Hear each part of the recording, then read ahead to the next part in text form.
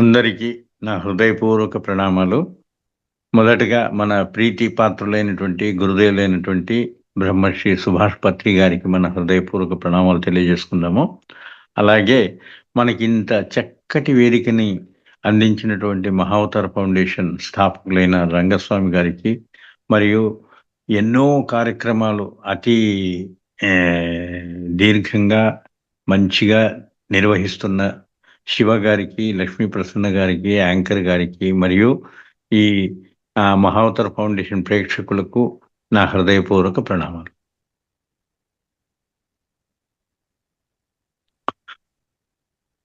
మన యొక్క విషయం ఏమిటి? ధ్యానము సమగ్ర జీవన శైలి. అవునా? మరి ధ్యానం గురించి ఒక 2 మాటలు చెప్పుకుందాం. ఎందుకు చేయాలి ధ్యానము? ధ్యానం అంటున్నాం. ఎందుకు చేయాలి ధ్యానము? ఎప్పుడైతే మనం ధ్యానం చేస్తామో మనలో ఉన్నటువంటి ఒత్తిడి, మనలో ఉన్నటువంటి టెన్షన్ తొలగిపోతాయి. ఈ 2 తొలగిపోతే ఏం మిగులుతుంది? నెమ్మది, ప్రశాంతత, పీస్ ఆఫ్ మైండ్. అదే కదా కావాల్సింది. అది ఉంటే ఏమవుతుంది? ఆరోగ్యం బాగుంటుంది. ఆరోగ్యం బాగుంటే ఏమైతుంది? ఆనందమే ఆనందం. అంటే మనకు కావాల్సినటువంటి ఆనందాన్ని పొందాలంటే ఈ ధ్యానం చేయాలి. ఈ ధ్యానమే ఎందుకు చేయాలి? ఇది సరళమైనటువంటిది, సులభమైనటువంటిది, నియమాలు చాలా తక్కువ ఉన్నటువంటివి. ఏమున్నాయి నియమాలు? కాళ్ళు చేతులు జస్ట్ క్రాస్ చేసుకోవటం, కళ్ళు మూసుకోవటము, మన ఊపిరిని గమనించటం. అదే మీకు వేరే ధ్యానాల్లోకి వెళ్తే గురువు గారు దీక్ష ఇచ్చేవారు ఉండాలి. అక్కడ ఏదో అమౌంట్ పే చేయాలి. వాళ్ళు చెప్పిన టయానికి రావాలి. వాళ్ళు చెప్పిన స్థలంలో కూర్చోవాలి. ఇవన్నీ మనకు లేవు. ఎక్కడైనా, ఎప్పుడైనా సుఖవంతమైనటువంటి ఆసనలో ఎవరి ప్రమేయం లేకుండా మీ అంతకు మీరు శ్వాసను గమనిస్తూ కూర్చుంటే చాలు, ధ్యానం అయిపోతుంది. మరి ఇంత చక్కటి ధ్యానాన్ని మనం చేసేందుకు మనకెందుకు కష్టము? ఏమీ లేదు. తర్వాత ఈ ధ్యానాన్ని మనం ఏ విధంగా కొత్త వాళ్ళు పాపము పండగ పోయిన తర్వాత చేసుకుందాము, ఆదివారం తర్వాత మొదలు పెడదాము, రేపు ఊరికెళ్తున్నాం ఎలాగా, ఇవన్నీ ఏం అవసరం లేదు. ఇది మన జీవన శైలిలో ఒక భాగం కావాలి. అంటే మీకెవరైనా పొద్దున్న లేచిన వెంటనే చెప్తారా? పళ్ళు తోముకోండి, స్నానం చేయండి, ఆఫీస్‌కి వెళ్ళండి, భోజనం చేయండి అని. ఆటోమేటిక్‌గా మీరంతా చేస్తారు గదా!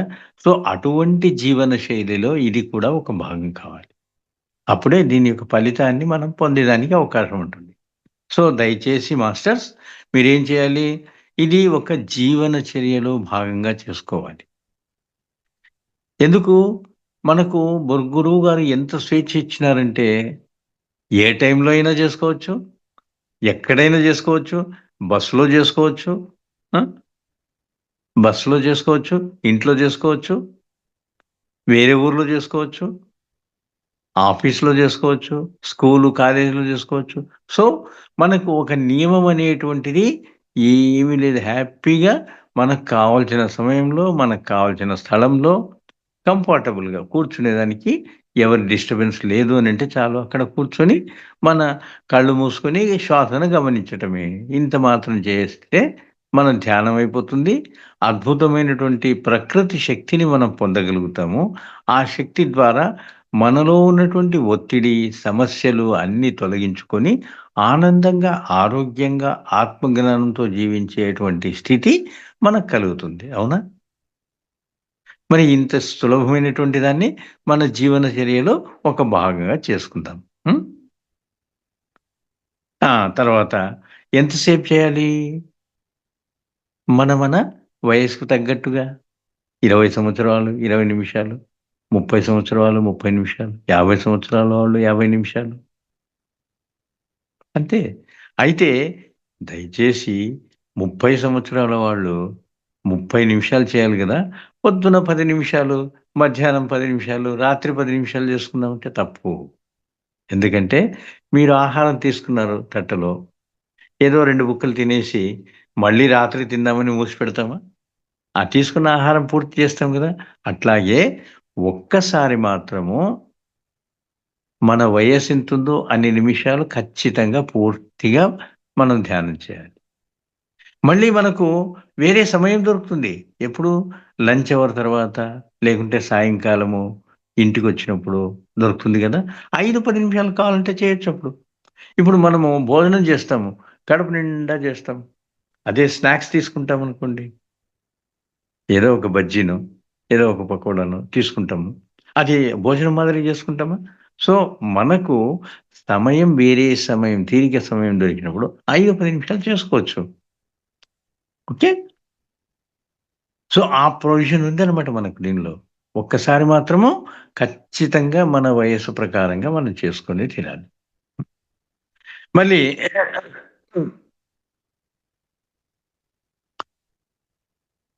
తర్వాత కళ్ళు మూసుకొని మన ఊపిరిని గమనించాలి. ఊపిరిని గమనించేటప్పుడు ఎన్నో ఆలోచనలొస్తాయి. కొత్త కొత్తగా ఉన్నప్పుడు. రాని. ఏం పర్లేదు. ఆ ఆలోచన అక్కడికే స్టాప్ చేయాలి. దానికి అవకాశం ఇవ్వకూడదు. ఉదాహరణకు ఒక ధ్యానం చేసేటప్పుడు ఈరోజు రాత్రి భోజనం ఎక్కడ చేద్దాము డిన్నరు అనే ఆలోచనొచ్చిందనుకోండి. దానికి అవకాశం ఇస్తే ఏ హోటల్‌కెళ్దాము? ఎవరెవరితో వెళ్దాము? ఏం ఐటెమ్స్ తీసుకుందాము? ఇవన్నీ వస్తాయా? అందుకని ఏం చేయాలి? ఆ ఆలోచన అక్కడికే సరే తర్వాత ఆలోచిస్తాను నీ గురించి అని మళ్ళీ మన మైండ్‌ను ధ్యానం వైపు అంటే ఊపిరిని గమనించే స్థితికి మనం పంపించాలి. ఇంకో ఆలోచనొస్తుంది. రేపు ఆదివారం ఎక్కడ ప్లాన్ చేద్దాము? రేపు ఆదివారం మన ప్లాన్ ఎక్కడుంది? ఎక్కడుంది చెప్పండి? చిక్కోడి. అవునా? మన మహోత్తర ఫౌండేషన్ మెంబర్స్ అందరూ కూడా ఎక్కడికొస్తున్నారు? చిక్కోడికొస్తున్నారు. ఒక మంచి కార్యక్రమము మహావతార్ ఫౌండేషన్ వాళ్ళు ఏర్పాటు చేశారనమాట. ఆ! సో, దానికి వెళ్తున్నాం. సో, ఇప్పుడు ఆ ఆలోచనొచ్చిందనుకోండి, ఎవరెవరితో వెళ్తున్నాము? బస్సులో వెళ్ళాలనా? అవన్నీ తర్వాత. మొదట మన ఊపిరిని గమనించటం అనేసి మన మైండ్‌కు కొంచెం ఒక సూచన ఇచ్చేసి అక్కడికి వెళ్ళిపోవాలి. దీనికి అవకాశం ఇవ్వకూడదు. ఇస్తే ఇంక దాన్ని ఇన్ఫినిటీగా అంటే దానికి ఒక తుది నియమం లేకుండా ఆలోచన పెరుగుతూనే ఉంటుంది. కాబట్టి అక్కడికే స్టాప్ చేసుకోవాలి. Okay master. అంత మాత్రం మనం చేయాలన్నమాట. ఓకే. తర్వాత మన గురువుగారు ఏమని సంబోధిస్తారు? Dear friends, dear masters and dear gods. అవునా? యెస్. డియర్ ఫ్రెండ్స్ మీరంతా నాకు ఫ్రెండ్స్ అయిపోయినారు. డియర్ మాస్టర్స్ చెప్పింది అర్థమైంది. మాస్టర్స్ అయిపోయినారు. డియర్ గాడ్స్ గురువుగారు చెప్పినారనేసి అనేస్తాం. కానీ నిజమేనా? మనం భగవంతులేనా? మనకే డౌటొస్తుంది. కొత్త వాళ్ళకి ఇంకా డౌటొస్తుంది. ఏంటి ఇది విపరీతంగా చెప్తున్నారు. మనం ఎట్లాగైతాం భగవంతులం? గురువుగారు ఎప్పుడూ తప్పు చెప్పరు. అసత్యం చెప్పరు. కానీ మన ఆలోచన సరళిలో మనకు డౌటొస్తుంది. నేను ఎన్నో సార్లు చెప్పాను. అయినా కొత్త వాళ్ళెవరో ఒకరిద్దరొచ్చింటారనేసి మళ్ళీ ఒకసారి చెప్తున్నాను. No doubt we are gods. ఎందుకొస్తా ఉంది మనకా డౌటు? ఎందుకంటే మనకు ఒక రిస్ట్రిక్షన్ ఉంది. మనమేం ఆలోచన చేస్తాము? మన నాన్న, మన అమ్మ, మన బిడ్డలు, మన చెల్లెలు, మన అన్న, తమ్ముడు, మన ఫ్రెండ్సు ఇంతే మన సర్కిల్. కానీ భగవంతుని యొక్క సర్కిల్ అందరూ పశుపక్షాదులతో సహా, జలచరాలతో సహా, మానవాళి మొత్తానికి ఆయన ఒకటే విధంగా చూస్తాడు కాబట్టి, ఆయన భగవంతుడైతాడు. మనం మానవులనుకుంటున్నాం. ఎప్పుడైతే మన పత్రిగారి ఆలోచనా పరంగా ప్రతి ఒక్కరిని ఒకే రీతిలో చూస్తారో, ప్రతి పక్షిని, ప్రతి ప్రాణిని, ప్రతి చీమను కూడా ఒకే విధంగా చూస్తాడో మనం ఖచ్చితంగా చెప్పొచ్చు గుండె మీద చేసుకొని, నేను భగవంతుడిని అనేసి. ఓకే. ఇంకా ఒక ప్రూఫ్ కావాలి గదా! ఒక ప్రూఫ్ అంటే ఏంటి? ఇప్పుడు మన మీ దగ్గర ఒక రూ. 100 ఇప్పించుకున్నాననుకోండి. ఏదో అవసరం పడి. ఏమని అంటాను నేను ఇమ్మీడియేట్‌గా? భగవంతుడిలాగా నాకు సమయానికి సహాయం చేశాడు అని అంటాం. రూ. 100కే మనము భగవంతుడనేసామే. మరి ప్రతి క్షణం మనల్ని కాపాడేటువంటి వాళ్ళెవరు? ఈ పంచభూతాలైనటువంటి ఆకాశము, భూమి, వాయు, అగ్ని, జలాలు. అవునా? ఒప్పుకుంటారా? మరి వాళ్ళని భగవంతులు అనకూడదా? ఖచ్చితంగా అనాలి. మరి ఆ భగవంతులైనటువంటి ఆకాశము, భూమి, వాయు, అగ్ని, జలము మనలో ఉన్నాయా?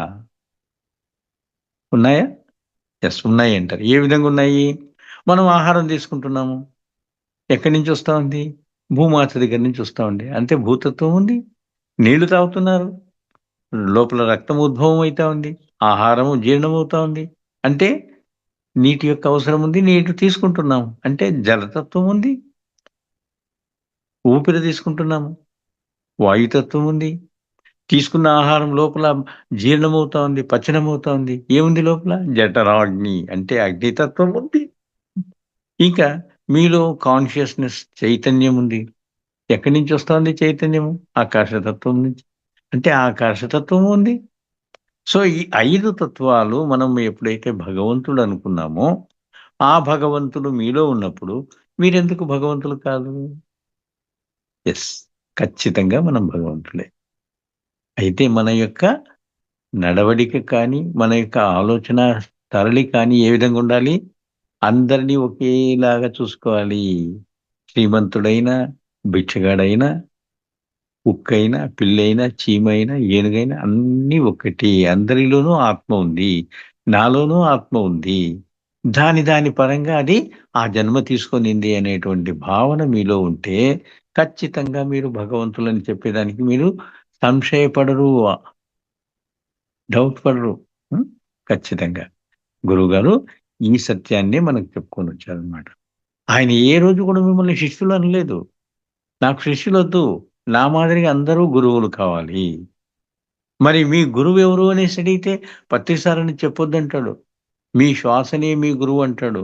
కాబట్టి మన శ్వాసకు ఎంత విలువ ఇచ్చాడు, ఎంత ఇంపార్టెన్స్ ఇచ్చాడు అనంటే అది లేకుంటే మనం లేము కదా! అందువల్ల శ్వాసనే గురువుగా స్వీకరిస్తూ ప్రతి ఒక్కరిలోనూ భగవంతుని తత్వాన్ని మనం చూడగలిగితే, ఆ గురువుగారు చెప్పినటువంటి నిజాన్ని మనము నిజం చేసినట్టవుతాము. తప్పకుండా మన ఆలోచనా సరళి ఆ విధంగా ఉండాలి. ఓకే. తర్వాత ఇంకొక చిన్న ప్రూఫు. మన శివ గారి నాన్నగారు ఎవరు అని అడిగిందనుకోండి చెప్తారు. సుబ్బయ్యనో, రామయ్యనో ఏదో చెప్తారు. వాళ్ళ నాన్నగారి పేరు చెప్తారు. వాళ్ళ నాన్నగారి పేరు చెప్తారు. వాళ్ళకి ఇంకా జ్ఞాపక శక్తి లేకుంటే పెద్దవాళ్ళ దగ్గర బాగా నేర్చుకొని ఉంటే, తెలుసుకొని ఉంటే ఇంకొక తరం వాళ్ళది కూడా చెప్తారు. తర్వాత ఇంకా అడిగితే తెలీదండి అంటారు. సో, ఆ విధంగా మీ యొక్క, మా యొక్క తాతలు, ముత్తాతలు, తాతలు అలా ముందుకెళ్ళిపోతే ఎవరు మన యొక్క తల్లిదండ్రులు ఆది దంపతులైనటువంటి పార్వతీ పరమేశ్వరులు. అవునా? వారి అంశం నుంచి మనం వచ్చాం. వారి అంశం మనలో ఉండదా? ఖచ్చితంగా ఉంటుంది. దానికి ఉదాహరణ ఇప్పుడు ఒక మామిడి పండు విత్తనాన్ని మనం నాటినాం. ఏమొస్తుంది? ఆపిల్ వస్తుందా? సపోటా వస్తుందా? మామిడి పండే వస్తుంది గదా! అలాగే మనం ఒక యాపిల్ పండు విత్తినాము. యాపిలే వస్తా ఉంది. సపోటా విత్తితే సపోటానే వస్తుంది. అట్లాగే ఆ భగవంతుడి నుంచి వచ్చినటువంటి మనము, ఆ భగవంతుని తత్వం లేకుండా ఎలా ఉంటుంది? ఖచ్చితంగా ఉంటుంది. ఇకపోతే భగవాన్ అంటే ఏమంటాం మనము? భగవంతుడు అనేసి అంటాము. మరి భగవాన్ అనేటువంటి ఆ పదంలో ఏమేమున్నాయి? భ అంటే భూతత్వం ఉంది. గ అంటే గగనతత్వం ఉంది. అంటే వాయు, అగ్ని తత్వాలున్నాయి. అంటే నీటి తత్వం ఉంది. మరి ఈ 5 తత్వాలు మనం భగవంతుడిగా స్వీకరించినప్పుడు, ఆ భగవంతుడు ఆ పదంలో ఉన్నప్పుడు, ఆ 5 తత్వాలు మీలో ఉన్నప్పుడు మీరెందుకు భగవంతుడు కాదు? ఖచ్చితంగా మనము భగవంతులమే. అవునా? కొత్త వాళ్ళకు ఇది తెలుసుకుంటే వాళ్ళకు అంటే ఎవరైనా మనం ధ్యానం చెప్పేదానికి ఇంట్రెస్ట్ ఉంటుంది గదా! మనం వెళ్ళినప్పుడు మనం కూడా చెప్పినామనుకోండి, భగవంతుడు మన గురువుగారు చెప్పినట్టుగా dear friends, dear masters and dear God's అని. కొంతమంది కొత్త వాళ్ళు ఇమ్మీడియేట్‌గా ఏంటండి వీళ్ళు భగవంతులంటారు, గాడ్స్ అంటారు. ఆ! మనం ఎలా అవుతాము అనేటువంటి భావన వచ్చినప్పుడు మనం విశదీకరిస్తే వాళ్ళలో అవునా! ఇంత ఇదుందా? ఆ! గురువుగారి మాటలో ఇంత సత్యముందా అనేటువంటిది తెలుసుకుంటే, వాళ్ళకింక డౌట్ రాదు. మన యొక్క ధ్యానం పైన ఇంట్రెస్ట్ పెరుగుతుంది.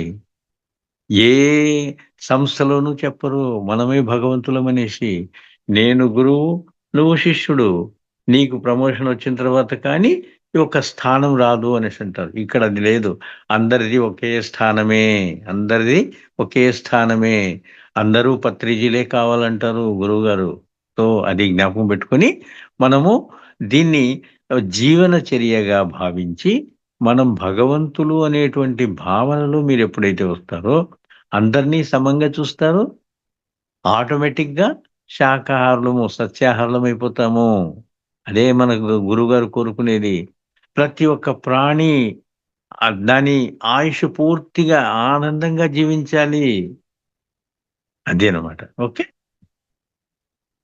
ఇంకా కొన్ని డౌట్‌లు కొందరికెందుకొస్తాయి? అమ్మా! నాది 60 సంవత్సరాలు. నాకు ఎప్పుడూ అనుభవం లేదు ధ్యానం చేసి. 60 నిమిషాలు ఎలా కూర్చోవాలి? నా చేత కాదేమో అని అనుకుంటారు గదా! వాళ్ళకి ఒకటే సూచన మాస్టర్స్ మీరు 20 నిమిషాలే చేయండి ధ్యానం. 20 నిమిషాలే. ఒక 5 రోజులు ప్రాక్టీస్ అయిన తర్వాత కూర్చునేదానికి అలవాటు పడింది గదా! మీ శరీరము. 25 నిమిషాలు కూర్చోండి.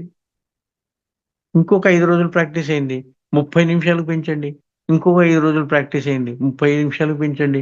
ఒక నెల, 1.5 నెలల తర్వాత ఇమ్మీడియేట్‌గా మీరు 60 నిమిషాలు కాదు, 70 నిమిషాలు, 80 నిమిషాలు కూర్చునే దానికి మీ శరీరము సహకరిస్తుంది. Okay master. సో, ఈ విధంగా మీరు అలవరుచుకుంటే చాలు. ఆలోచనలు స్టార్టింగ్‌లో వస్తూ ఉంటాయి. తొలగిపోతాయి. ఎప్పుడైతే మీ మైండ్ నిర్ధారణ చేసుకుంటుందో, నేను ఊపిరినే గమనించాలి, శ్వాసనే గమనించాలి అని అయిపాయే. అంతే. ఇదంతా కూడా మైండ్ గేమే మాస్టర్స్. మైండు జస్ట్ కంట్రోల్ జేసుకోండి. ఆలోచనలు కొంచెం జస్ట్ పక్కన పెట్టేసి, మన ఊపిరిని గమనిస్తూ ఉంటే చాలు. ఓకే. ఇక ఆరోగ్యం. ఆరోగ్యం దేనిపైన ఆధారపడి ఉంది? మనము ధ్యానం దేనికోసం వస్తున్నాము? నాకు మోకాళ్ళ నొప్పులు, నాకు తలనొప్పి, నాకు ఆ నొప్పి, ఈ నొప్పి అనేసి వస్తున్నాం. అవునా? అయితే మన యొక్క ధ్యానం యొక్క ప్రభావముతోన దాన్ని పోగొట్టుకుంటున్నాం. కానీ మళ్ళీ మరుసటి రోజు తెచ్చుకుంటున్నాం. ఏ విధంగా? మన ఆహారపు జీవన శైలి ద్వారా. ఆ ఆహారపు జీవన శైలిని, ఆహారాన్ని సరిచూసుకుంటే మన యొక్క ధ్యాన శక్తి దేనికి ఉపయోగపడుతుంది? ఆత్మ జ్ఞానానికి. అంటే ఆత్మ జ్ఞానం అంటే ఏంటి? నేనెందుకు జన్మ తీసుకున్నా? నేను ఏం చేయాలి ఈ జన్మలో? ఆ విషయాలే మనం తెలుసుకోవాలనమాట. నేను పూర్వ జన్మలో ఏమై ఉంటిని? ఏ తప్పులు చేశాను? ఏ మంచి పనులు చేశాను? ఈరోజు నేనేం చేయాలి? సో, ఇటువంటి ఆలోచన మనకు రావాలనంటే, ఇటువంటి స్థితి మనం పొందాలనుకుంటే, మన యొక్క ఆరోగ్యాన్ని మన యొక్క జీవన శైలి, ఆహారపు అలవాట్లతో సరిచేసుకోవాలి. ఏమున్నాయి ఈ ఆహారపు అలవాట్లు, జీవన శైలి? ఏ విధంగా జీవించాలి? జస్ట్ మనం మర్చిపోయాం మాస్టర్స్. మన పూర్వీకులు, మన ముత్తాతలు అన్నీ నేర్పించారు. కానీ మన యొక్క మిడిల్ మైండ్ అంటే ఏమి? పాశ్చాత్య నాగరికత, ఆ నాగరికత, ఈ నాగరికతల్లో పడి మన యొక్క జీవన శైలిని మనం మర్చిపోయినాం. దాన్ని ఒక్కసారి జ్ఞాపకం తెచ్చుకొని, మళ్ళీ ఆ లైన్‌లో వెళితే ఆటోమేటిక్‌గా మన ఆరోగ్యం బావుంటుంది. ఆటోమేటిక్‌గా మన ఆరోగ్యం బావుంటుంది. మరి ఆరోగ్యం బాగున్నప్పుడు మన ఆలోచన సరళి ఎలా ఉంటుంది? ఇమ్మీడియేట్‌గా మనం అనుకుంటాం. హ్మ్. నేను ఏం చేయొచ్చు ఈ జన్మలో? ఎవరికి సహాయం చేయొచ్చు? హ్మ్. ఎటువంటి మంచి పని చేయాలి? ఈ ఆలోచన మనకొస్తుంది. మరి ఆ ఆరోగ్యం బాగుండాలంటే ఆహారపు అలవాట్లు, జీవనశైలి. జీవనశైలి తీసుకుందాం. ప్రొద్దున రాత్రి పడుకొని పొద్దున్నే లేస్తున్నాం. ఎంత మన పత్రి సారు గారికి మన ధ్యానం గురించి చెప్పినా ఆయన ఎప్పుడు కూడా భగవంతుడు మన జీవన శైలిని తప్పుపట్టలేదు. ఆయన అలవరిస్తున్నాడు. ఆయన అదే విధంగా జీవిస్తున్నాడు. కానీ మనం అబ్జర్వ్ చేయటం లేదు. ఎంతసేపు మనకు పత్రిసార కనిపిస్తే షేక్ హ్యాండ్ ఇవ్వటము, కాళ్ళు మొక్కటము, ఆలింగనం చేసుకోవటము, వీటిపైన ఆధారపడతాం. అది కాదండి మనం చేయాల్సింది. మన యొక్క ఏ గురువు కానీ, వారి యొక్క జీవన శైలి ఎలా ఉంది? వాడు ఇంత ఉన్నత స్థితికి ఎలా వస్తున్నారు అనేటువంటిది మనం ఆలోచించాలి. ఏ విధంగా ఆహారం తీసుకుంటున్నారు? ఏ విధంగా మాట్లాడుతున్నారు? ఏ విధంగా అందరితో సహకరిస్తున్నారు? హ్మ్. సో, ఇవన్నీ కొంచెం మనం ఆలోచన చేస్తే, ఆయన ఆహారం ఎలా తీసుకుంటున్నారు? ఎప్పుడు తీసుకుంటున్నారు? ఎంత తీసుకుంటున్నారు? ఇవన్నీ మనం ఎప్పుడైనా చూసామా? అది మనం చూడాల్సింది. ఆయన చెప్తాడు, "no interference, no complaint, no judgement" అని. మనం ఏ రోజైనా దాన్ని అనుసరిస్తున్నామా? లేదు. అనవసరమైనటువంటి వాటికంతా అవకాశం ఇస్తున్నాము. వేరే వాళ్ళ గురించి. ఎందుకు అవసరం ఉంది? ఆలోచన లేదు. No interference. ప్రతి దాంట్లోనూ ఇంటర్ఫియరెన్స్ అయితాం. No complaint. ప్రతి ఒక్కరిని గురించి మన ఆలోచన సరళి ఈ వాడు ఈ విధంగా ఎందుకున్నాడు? అదేం చేస్తున్నాడు? ఇదేం చేస్తున్నాడు? అనే ఆలోచనే. జడ్జిమెంట్. వాడు ఈ విధంగా ఉండకూడదు. వీడు ఈ విధంగా ఉండకూడదు. నేనెందుకు ఇట్లా ఉన్నాను? సో, ఇదే జడ్జిమెంట్సే. ఇవే వద్దంటాడు. ఇవి 3 లేకపోతే మన యొక్క జీవన సరళి బావుంటుంది. ఓకే. ఇక మన యొక్క జీవన సరళి ఎలా ఉండాలి అంటే, ప్రొద్దున మనము పక్క మీద నుంచి లేచాం. లేచిన వెంటనే మన చేతులు 2 మన కళ్ళ మీద పెట్టుకొని, మన యొక్క సాంప్రదాయంలో సము కరాగ్రే వసతే లక్ష్మి, కరమధ్యే సరస్వతి, కరమూలే స్థితౌ గౌరీ, ప్రభాతే కరదర్శనం అనేసని. ఆ శ్లోకం చెప్పుకుంటున్నామా? ఆ శ్లోకం చెప్పుకొని, మన అరచేతులు మనమే చూసుకోవటము. తర్వాత కాళ్ళు కింద పెట్టేటప్పుడు సముద్రవసనే దేవి పర్వత స్తనమండలే విష్ణుపత్ని నమస్తుభ్యం పాదస్పర్శం క్షమస్వ మే అంటున్నాము. అవునా? సో, ఇవి అర్థం తెలుసుకొని చేయాలి మాస్టర్స్. నేను ఒకసారి చెప్పాను 1, 2 సార్లు. అయినా ఇంకా కొత్త వాళ్ళెవరైనా ఉంటే ఒకసారి ఒకవేళ విన్నవాళ్ళు కూడా మళ్ళీ ఏదైనా మర్చిపోయి ఉంటే, లేకుంటే చేయకుండా ఉంటే చేసేది నేర్చుకోండి. ఓకే. కరాగ్రే వసతే లక్ష్మి, కరమధ్యే సరస్వతి, కరమూలే స్థితౌ గౌరీ ప్రభాతే కరదర్శనం. ఈ శ్లోకం ఉంది. మరి శ్లోకానికి అర్థం తెలుసా? పెద్దవాళ్ళు చెప్పారు చేస్తున్నాం. ఇప్పుడు చూడండి అర్థము నాకు తెలిసినంతలో చెప్తాను. సరి అయితే ఓకేనండి. ఓకే. హ్మ్. మనకు జీవనం నడిపించాలనేసంటే మూల పదార్థం ఏది? డబ్బు. అవునా? డబ్బు అనంటే లక్ష్మీదేవి. లక్ష్మీదేవి. మరి లక్ష్మీదేవి మనకు రావాలనంటే మనం ఏం చేయాలి? ఏదో ఓ పని చేస్తేనే గదా! ఒక ఉద్యోగం చేస్తేనో, ఒక కూలి పని చేస్తేనో, ఒక ఇంట్లో ఏదో చాకిరీ చేస్తేనో మనకు డబ్బొస్తుంది. మరి ఆ డబ్బు మనం సంపాదించాలనంటే, ఆ పని మనం చేయాలనంటే, మన చేతులా? కాళ్ళా? ఏది ముందు పని చేయాలి? మన చేతులే గదా! చేతుల్లో ఏ భాగం పనిచేస్తుంది? ఈ భాగం పనిచేస్తుంది. అవునా? ఇది ఈ చేతులకు చివరి. అవునా? కరాగ్రే. అగ్రే అంటే ఇదే స్టార్టింగ్‌లో ఉండేది. చేతులకు అగ్రభాగం ఇదే కదా! కరాగ్రే వసతే లక్ష్మి. అంటే మనం ఈ విధంగా చేస్తే డబ్బొస్తుంది కాబట్టి ఇక్కడ మహాలక్ష్మీదేవి ఉంది. మరి కరాగ్రే వసతి లక్ష్మి. అమ్మా లక్ష్మీమాత ప్రణామాలు. మనం బుక్ తీసుకున్నాము చదవాలని. ఎలా పట్టుకుంటాము? ఇట్లా పట్టుకుంటామా? ఇట్లా పట్టుకుంటామా? ఇలా పట్టుకుంటాం గదా! ఆ! అంటే ఈ చేతి మధ్యలో పుస్తకం ఉంచుకుంటాం. అంటే కరమధ్యే సరస్వతి. మనకు ఏదైనా శక్తి కావాలనంటే మనము ఏదైనా ఇట్లా చేస్తామా? ఇట్లా చేస్తామా? ఇలాగే గదా! లెయ్యాలి. ఇట్లా గదా! లెయ్యాలంటే ఇట్లా ఆనిస్తాం కదా! చేతులు. సో, మరి శక్తి ఎవరు?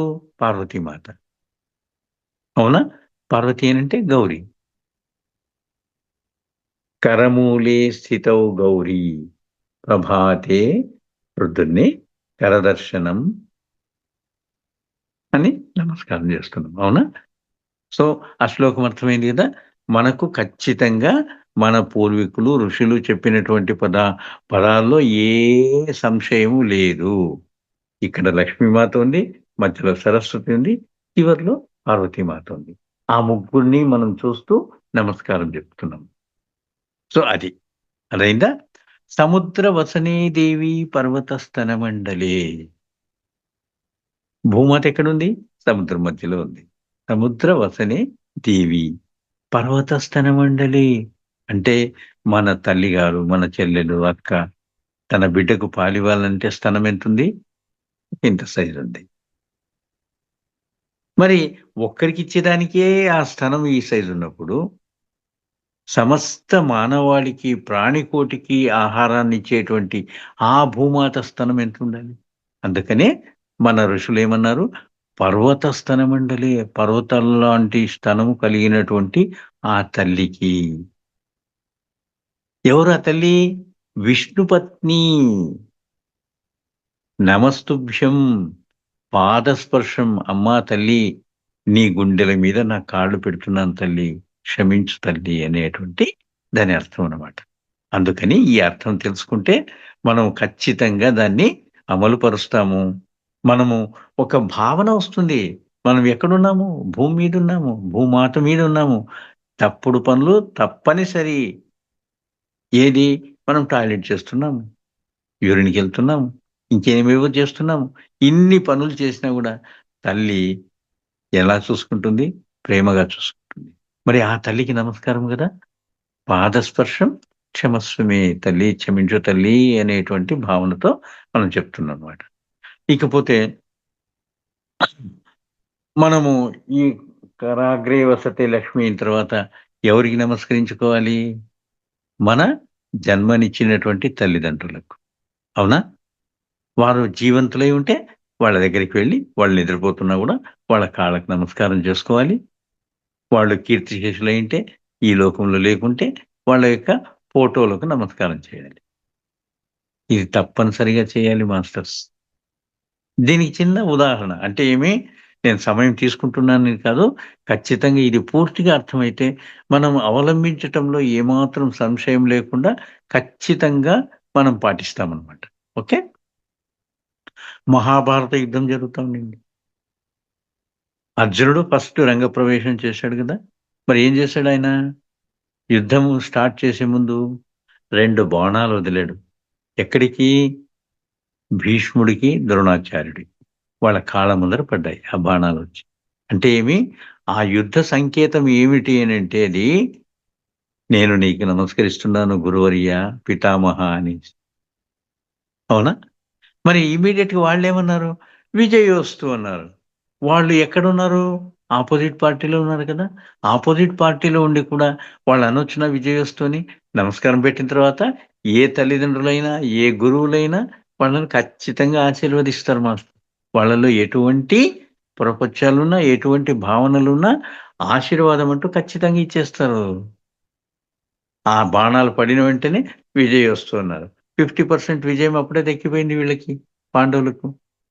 అట్లాగే మన తల్లిదండ్రులతో ఎటువంటి భేదభావాలున్నా, ఎటువంటి మంచి ఉన్నా, ఏదున్నా కూడా మనం వాళ్ళకి నమస్కారం చేసిన వెంటనే వాళ్ళు ప్రత్యక్షంగా ఉన్నా, పరోక్షంగా ఉన్నా, ఫోటో రూపంలో ఉన్నా గూడా వాళ్ళ ఆశీర్వాదాలు మనకందుతాయి.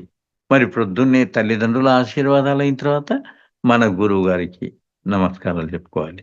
ఇంకా మనకు చిన్నప్పటి నుంచి విద్యనిచ్చినటువంటి, జ్ఞానాన్ని నేర్పించినటువంటి ప్రతి ఒక్కరికి పేరు పేరున కాకపోయినా కనీసం ప్రతి గురువుకు నా హృదయపూర్వక ప్రణామాలు అనేటువంటిది మనం చెప్పుకోవాలి. అవునా?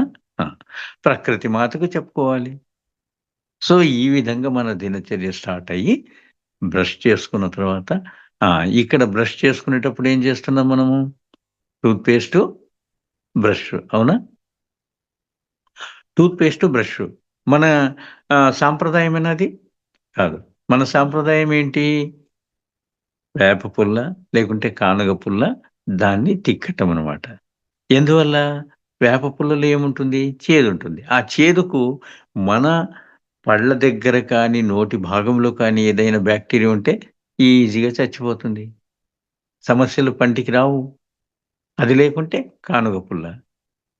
ఇది మనకు నేర్పించినటువంటి సాంప్రదాయం. మనమేం చేస్తున్నాం ఈరోజు బ్రష్ వాడుతున్నాం. ఆ బ్రష్ వల్ల ఏమవుతా ఉంది? మీరు ఆలోచించండి మాస్టర్స్. మన యొక్క పళ్ళున్నాయి కదా! ఆ పళ్ళ యొక్క చిగురుకు, పంటికి డిస్టర్బెన్స్ చేస్తా ఉందా లేదా? ఆలోచన చేయండి. ఆ డిస్టర్బెన్స్ అయిపోయినప్పుడు ఏమవుతుంది? ఒక్క రోజా? 2 రోజులా? జీవితాంతం వాడుతున్నాం గదా! మరి ఏమవుతుంది? డిస్టర్బెన్స్ అయితుంది. అక్కడి నుంచి సమస్యలు స్టార్టు. ఓకే. అందువల్ల బ్రష్ కాదు. భగవంతుడిచ్చినటువంటి ఈ బ్రషు లేదంటే వేప పుల్ల, లేకుంటే కానుగ పుల్ల. ఇకపోతే పేస్టు. పేస్ట్ మాస్టర్స్ మీరు తిక్కిన తర్వాత మింగుతారా? మింగరు. చేస్తారు. అవునా? హ్మ్. మరి ఎందుకు మింగము? అది కెమికల్. ఒక రసాయన పదార్థము అనేటువంటి నాలెడ్జ్ మనకుంది. కాబట్టి మింగం. మరి రసాయన పదార్థము అనుకున్నప్పుడు దాన్ని తిక్కటమైనా కూడా అవసరమేనా? ఇంకోటి మీరు గమనించినారా ఎప్పుడైనా? ఆ పేస్ట్ యొక్క డబ్బా ఉంటుంది గదా! అట్టపెట్టె. దాని పైన ఒక చిన్న వార్నింగ్ అని రాసుంటాడు. అంటే మన కంటికి నార్మల్‌గా ఆ అక్షరాలు అంతగా కనపడవు. ఏదో భూతద్దం పెట్టుకొని అదే పనిగా చూస్తే. అంత ఓపిక ఎవరికుంది? దాని మీద ఏం రాసుంటాడు? Warning. Below 6 years child should not use. By mistake if they consume immediately refer poison control board అంటాడు. అంటే వాడి బాధ్యత పోయింది. నా యొక్క ఈ పేస్ట్‌కు వాడినటువంటి పదార్థంలోన కొద్దిగా విష పదార్థం ఉంది. అది పిల్లవాళ్ళు తట్టుకోలేరు. పిల్లవాళ్ళు తట్టుకోలేరు అనేసంటే చిన్నప్పుడు తట్టుకోలేరు. కానీ పెద్దగయిన తర్వాత తట్టుకునే స్థితి అనేసంటే అది స్లో పాయిజన్ అనే కదా! మరి స్లో పాయిజన్ మనం తిక్కాల్నా? అవసరం ఉందా? వివిధమైనటువంటి కెమికల్స్‌తో వాడినటువంటిది. మనకు సహజంగా భగవంతుడిచ్చినటువంటి ఎన్నో పదార్థాలున్నాయి. బూడిద ఉంది. ఏది? మన ఆవు పేడ యొక్క బూడిద, ఉప్పు, బొగ్గు ఇటువంటి పదార్థాలను మనం వాడితే ఎంత బావుంటుంది. అదే మన పూర్వీకులు చేసినారు. ఏ సమస్యలు ఉండలేదు. ఒక్కసారి మన ఆలోచన ఒక్కసారి 50 ఏళ్ల కిందట తీసుకెళ్ళండి.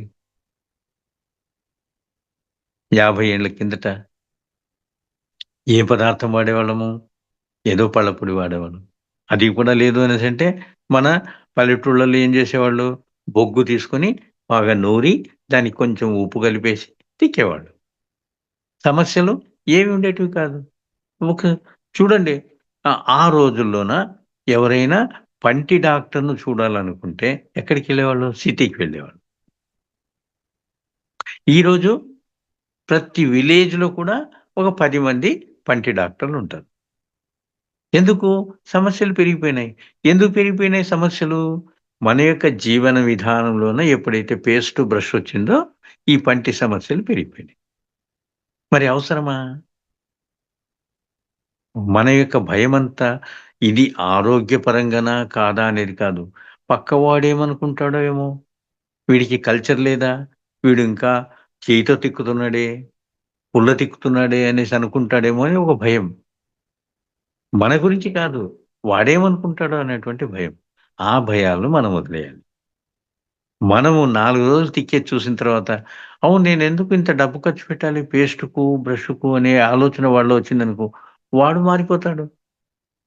అవునా? సో, ఆ విధంగా మనము మారుతూ, మనం వేరే వాళ్ళని మార్చగలమనమాట. ఏమవుతుంది? ఈ యొక్క చేదు పదార్థము ద్వారా మనలో మన నోటిలో ఉన్నటువంటి బాక్టీరియా అంతా కూడా చచ్చిపోతే పంటి సమస్య రాదు కదా!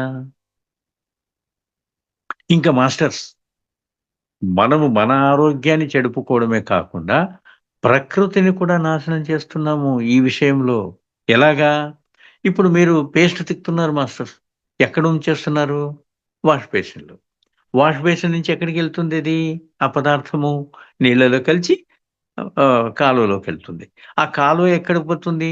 పెద్ద కాలువలోకెళ్తుంది. పెద్ద కాలువ నుంచి ఎక్కడికెళ్తుంది? వంకకు. అంటే ఒక ఏటికి. ఒక చిన్న ఏరు లాంటిది ఉంటుంది గదా! అక్కడికి వెళ్తుంది. అక్కడి నుంచి నదిలో చేరుతుంది. మరి నది నీరు మనం ఏం చేస్తున్నాము? పంటలకు వాడుతున్నాం. మరి ఈ పొయ్యేటువంటి కాలువ నీళ్ళు, మరి తర్వాత వంక నీళ్ళు, ఏరు నీళ్ళు ఇవన్నీ కూడా మన యొక్క బోర్‌వెల్‌కు సీపేజ్ వాటర్‌గా వస్తా ఉంది. మరి ఇంత రసాయనాలు కలిపినటువంటి ఆ యొక్క పదార్థం యొక్క ప్రభావము మన యొక్క బోర్ వాటర్ పైన, మన యొక్క నది నుంచి పంపు చేసేటువంటి మన పంటల పైన ప్రభావం చూపించదా? భూమాతకు హాని కలిగించడం లేదా? న గంగామాతకు, నదీమాతకు మనం హాని కలిగించటం లేదా? ఆలోచించేయండి. సో, ఎన్ని చెడ్డ పనులు జరుగుతున్నాయి. మనం జస్ట్ చిన్న వాడేటువంటి వాడేమనుకుంటాడో, వీడేమనుకుంటాడో అనేటువంటి భావనతో చేసే ఈ చిన్న పనికి ఎన్ని దుష్కార్యాలు జరుగుతున్నాయి. కాబట్టి దయచేసి ఈ రోజు నుంచైనా మనకు పేస్టు, బ్రషు అవసరం లేదు మాస్టర్స్. హ్మ్. హాయిగా పళ్ళపొడి తిక్కండి. డబ్బు ఆదా అయితుంది. ప్రకృతికి సహకరించిన వాళ్ళమైతాము. ఎప్పుడైతే మనం పళ్ళ పొడిని ఒమి చేసినామో ఏమవుతుంది? పళ్ళ పొడి దేని నుంచి తయారైతుంది? ప్రకృతి పదార్థం నుంచి తయారయింది. ప్రకృతిలో కలిసిపోతుంది. భూమాతకు ఆనందము, గంగమ్మ తల్లికి ఆనందము, మీకు ఆరోగ్యం. మరి ఇటువంటి పనులు మనం ఎందుకు చేయకూడదు? ఆలోచించేయండి. ఆ! సో, ఇంకొకరిని గురించి ఆలోచన చేయొద్దండి. మీ ఆరోగ్యం గురించి మీరు ఖాతరు చేయండి. ఖచ్చితంగా మీరు బావుంటారు, ప్రకృతి బావుంటుంది, వేరే వాళ్ళు కూడా బాగుపడతారు. Okay masters? హ్మ్. సో, అదయింది. తర్వాత ఏం చేస్తున్నాము? స్నానానికెళ్తున్నాం. స్నానానికి నీళ్లు వేసుకునే ముందు మనం ఏం చేయాలి? గంగే చ యమునే చైవ గోదావరి నర్మదా సింధు కావేరి జలైస్మిన్ సన్నిధం కురు అనేసి అంటున్నాం. అంటే నదీ పేర్లు, జీవనదుల పేర్లన్నీ తీసుకుంటున్నాం. అంటే ఆ నదుల యొక్క నీరంతా కూడా నీ శరీరం పైన వస్తుంది అనేటువంటి ఒక భావనతో మీరు స్నానం చేసినప్పుడు అన్ని నదుల నీళ్ళు మీరు స్నానం చేస్తున్నట్టే. మరి ఆ శ్లోకం చెప్పడం వల్ల అది జరుగుతుంది కదా! సరే. తర్వాత మీరు బ్రష్ చేస్తున్నారు గదా! ఆ బ్రష్ కంటే ముందేం చేయాలి? మనం ఏం చేస్తున్నాం ఇప్పుడు? బెడ్‌లో ఉండంగానే అమ్మ కాఫీ, అమ్మ టీ అది మన సాంప్రదాయం కాదు మాస్టర్స్. మన వేదాల్లో చెప్పినటువంటిది ఉషాపానము అని అంటారు. ఉషాపానం అనంటే మంచినీళ్ళు తాగాలి. మంచినీళ్ళు ఏ విధంగా తాగాలి? ఫ్రిడ్జ్‌లోటివా? కాదు. మనం ఒక 2 గ్లాసులో, 3 గ్లాసులో మనకు చేతనైన నీళ్ళు, ఇంకా దానికి కొలత పర్ఫెక్ట్‌గా చెప్పాలనంటే మీ దోసెలు ఉంది కదా! ఈ దోసెలితో ఒక 8 సార్లు నీళ్లు వేసుకోండి ఒక పాత్రలో. 8 సార్లు. అప్పుడు ఆ నీటిని కొలత చేసుకోండి. మీకున్నటువంటి గ్లాస్‌తో. 2 గ్లాసులైనాయా? 3 గ్లాసులైనా? 4 గ్లాసులైనాయా? ఆ నీటిని కొద్దిగా గోరువెచ్చగా వేడి చేసి, కింద కూర్చొని నిదానంగా ఒక్కొక్క గుటక తాగాలి. ఒక్కొక్క గుటక. ఇలా వేసేసుకోవడం కాదు. ఒక్కొక్క గుటక. ఒక్కొక్క గుటక మీరు తాగితే ఏమవుతుంది? మన రాత్రి నుంచి పడుకుని పొద్దున లేచే వరకు జరిగేటువంటి కార్యక్రమంలో మన నోటిలో లాలాజలం ఉద్భవం అవుతుంది. సలైవా, ఎంగిలి అని అంటాము. ఎంగిలి కాదది అమృతం. ఆ అమృతంతో కలిపి నీళ్లు తాగాలన్నమాట. అంటే ఎప్పుడైతే మనము ఒక గుటక తీసుకున్నామో వీలైతే. లేదు కనీసం అట్లే తాగినా పర్వాలేదు. ఆ సలైవ ఆ లాలాజలంతో కలిసి ఎప్పుడైతే పొట్టలోకి వెళ్తాయో ఆరోగ్యం బాగుంటుంది మాస్టర్స్. అజీర్ణం ఉండదు. జీర్ణం బాగా అయితుంది. ఎందుకు? ఈ లాలాజలం రాత్రి నుంచి తయారైనటువంటిది అమృతము. మీకింకా ఒక ఎక్స్‌పెరిమెంట్ కావాలా? పరీక్ష కావాలా? ప్రొద్దున్నే ఈ ఎంగిలితోటి ఎక్కడైనా గాయమైందనుకోండి ఇలా అనండి. 3 రోజుల్లో ఏ మందులు లేకుండా అది క్లియర్ అయిపోతుంది. చాలా చిన్న ఉదాహరణ. మీరు ఏదైనా ఒక చిన్న క్రిమి కీటకం మీద ఒక దోమ గాని, ఇంకేదైనా ఉందనుకోండి, దాని మీద ఉంచండి. అది చచ్చిపోతుంది. అంటే అంత మంచి మందు ప్రభావం ఉందన్నమాట అది. అటువంటి దాన్ని మనం వేస్ట్ చేయకూడదు. బిఫోర్ బ్రషింగ్ పళ్ళు తోమేయక ముందే ఈ నీళ్లు తాగాలి. కొలత నేను చెప్పాను గదా! కొంచెం ఎక్కువ తక్కువైనా పర్లేదు. 4 గ్లాసులు బావుంది. ఇంకా మీరు నీళ్ళు 2 గ్లాసులా, 3 గ్లాసులా ఎట్లా తాగాలబ్బా పొద్దున్నే అనుకుంటారు కదా! ఓకే. మీరు చెంబుడు నీళ్ళు, 1 లీటర్ నీళ్ళు తాగొచ్చు. ఏ విధంగా? కూర్చోండి. నెమ్మదిగా కూర్చోండి. వేడి చేసుకోండి నీళ్ళు గోరువెచ్చగా. పూర్తి వేడి కాదు, గోరువెచ్చగా. కూర్చొని పంచభూతాల స్పర్శతో, ప్రకృతి స్పర్శతో నిండిన ఈ జలము అమృతమై ఈ చిన్ని ఆత్మను, శరీరాన్ని ఆనందంగా, ఆరోగ్యంగా, ఆత్మజ్ఞానిగా చూచుకోమని ప్రార్థిస్తున్నాను. మన యొక్క భావన తెలుపుతున్నాం. మన యొక్క భావన తెలిపితే అవుతుందా? యెస్, అవుతుంది. ఎందుకు?